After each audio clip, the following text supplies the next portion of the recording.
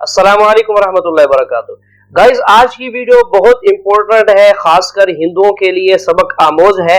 आप वीडियो में देखेंगे कुछ छोटे बच्चे हैं जो अपने घर से मूर्तियां लेकर आते हैं, नदी के किनारे खड़े होकर वो मूर्तियां नदी में फेंक रहे हैं और ये कहते हैं कि अगर इनमें शक्ति होगी तो ये नदी से खुद उठकर हमारे पास आएंगे। कहते हैं काफी देर से हम इनको तंग कर रहे थे, इनमें शक्ति है ही नहीं, ये सब झूठ और बकवास है। साथ में बड़ी अहम बात छोटा सा बच्चा कहता है कि हमारे ये भगवान मूर्तियां, इन पर अगर कुत्ता पेशाब करके चला जाए तो 10 दिन तक अगर वो पेशाब वहां से कोई ना हटाए तो वो भू में पड़े रहते हैं, लेकिन उनमें इतनी हिम्मत नहीं होती कि वो अपने ऊपर से गंदगी हटा सकें। तो आइए वीडियो देखिए और इसके बाद सुनते हैं इस बारे में डॉक्टर जाकिर साहब क्या कहते हैं।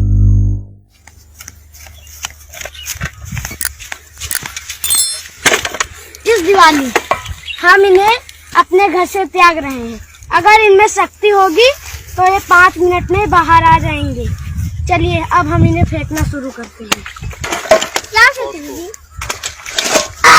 हिंदू धर्म के देवी देवता हैं, भगवान हैं। हम हिंदू धर्म को आज से त्याग रहे हैं।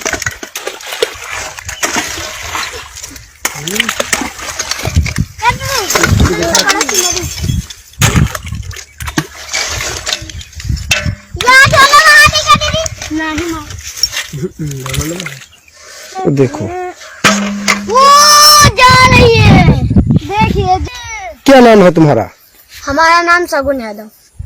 क्या करने आए थे यहाँ?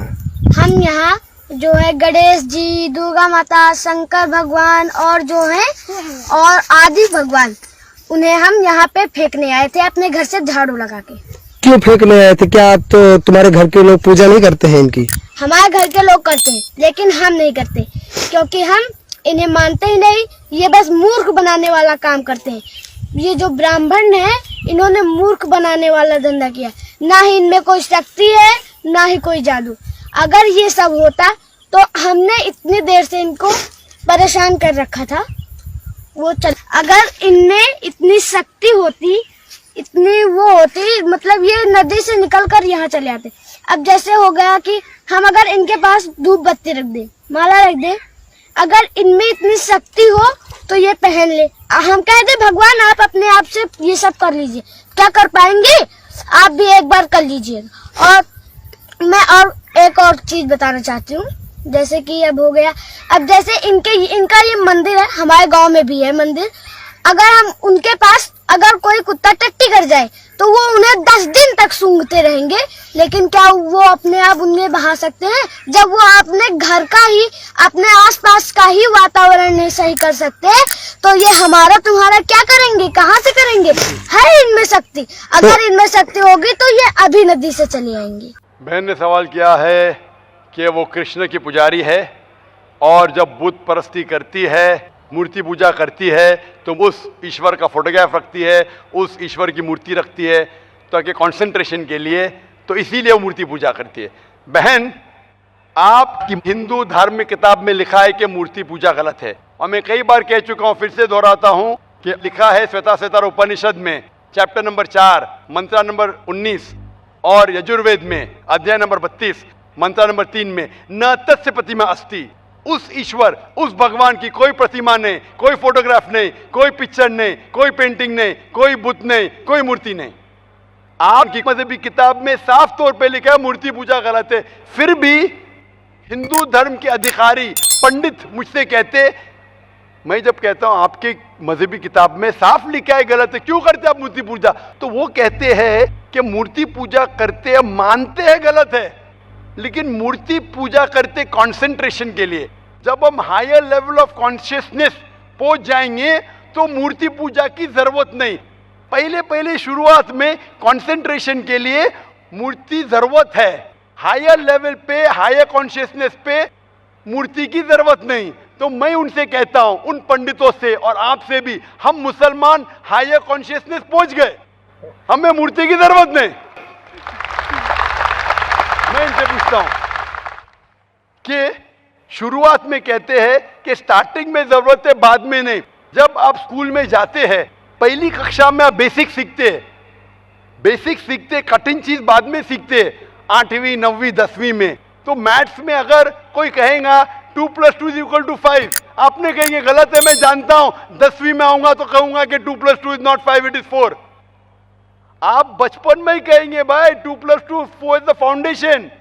अगर हर मजहब का फाउंडेशन है कि भगवान की मूर्ति नहीं है, फोटोग्राफ नहीं है, बुत नहीं है, फाउंडेशन ही जब पहले गलत सिखा रहे तो आगे जाके कैसी इमारत बनेंगी। तो इसीलिए इन पंडितों से जब मेरी बहस होती है, गुफ्तगू होती है, वो जवाब ही नहीं दे सकते। वो बोलते मानता हूं कि हमारी मजहबी किताब में गलत है, लेकिन फिर भी इनिशियली कंसंट्रेशन के लिए। तो मैं कहता हूं कि हम मुसलमान इनिशियली भी हमें जरूरत नहीं मूर्ति की ना बुत की। हमें हमेशा हक बात कहना चाहिए, और ये साफ तौर पे लिखा है सारी मजहबी किताबों में, चाहे हिंदू मजहब की किताब हो, ईसाई मजहब की, यहूदी मजहब की, इस्लाम मजहब की, मूर्ति पूजा गलत है और हराम है, और हमें इससे दूर रहना चाहिए। हमें खुदा के कलाम पे, खुदा के अहकामात पे अमल करना चाहिए, ये दीन के ठेकेदारों के नहीं। अगर आपको लगता है कि जाकिर गलत है, जाकिर को भी छोड़ो, जाकिर इस्लाम में 0 है। अगर जाकिर वो बात कर रहा है जो खुदा से मिलती है, जो आखिरी पैगंबर से मिलती है, इसीलिए मैं हवाला देता हूं, chapter number verse number, chapter number verse number. इतने हवाले थोड़ी फेंक रहा हूं मैं, आप चेक करो और जाके तहकीक करो, संतुष्ट हो जाएंगे तो अमल करो। तो मैंने इतने हवाले दिया हूं बहन। आप मानते हैं कि बुत परस्ती गलत है अभी? Sir, I completely agree with what you said. माशाल्लाह, आप अग्री करते हैं लेकिन अमल नहीं करते। There's another point of it. So, honestly, I am not such a religion follower. I just believe that I have a God, and even today, I haven't read many of the books of religion. I've just read Bhagavad Gita, and When Bhagavad Gita does it say that you have to do idol worship? Sister, I don't want you to be very religious. At least be little religious. And the basics of religion is that idol worship is haram. Idol worship is forbidden. I am asking you where, which chapter, which verse of Bhagavad Gita tells you that you have to do idol worship? Which verse? so I would like to say the reason I believe in idol worship. It is when I have a problem, a very big problem, all I do is I close my eyes, visualize and feel my Lord, that is Lord Krishna whom I worship, and it just makes me feel so much better. I get so much strength that I know I'm ready to face anything that comes. Oh, I will give you the reply. Sister, if you read Bhagavad Gita, chapter number 7, verse number 20, it says that those whose desire has been stolen by material things, they do idol worship. Verse number 21 says that if you worship the false god, God will fulfill your wish, you will go to the kingdom of the false god. So Bhagavad Gita says that if you worship false god, he will fulfill your requirements, but you will go to the kingdom of the false god. Same thing is mentioned in the Quran. Allah gives you, even if you worship wrong things, Allah fulfills your desires and you go more into the depths of darkness. So this is, God is testing you, that do you really worship the true God or do you believe in wrong things? If you worship the wrong thing, Allah fulfills your desires and puts you more in the depths of darkness. You may think that if you ask an idol for wealth, you get wealth. Wealth will not take you to paradise.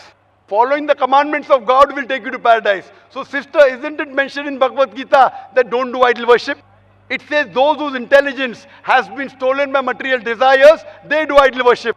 So do you mean, I'm asking you, are you a materialistic person? I don't think so. So then why do you do idol worship? You are going against the teachings of Bhagavad Gita. I get it. I would like to think about it. Thank you, sir. Go back home, think about it, read the translation of Bhagavad Gita, and I request you to even read the translation of the Quran. Inshallah, you read the translation of the Quran, and inshallah, I will ask the sisters to give an English translation, and if you are satisfied, it will show you the true direction of how a life should be led. Hope that answers the question, sister.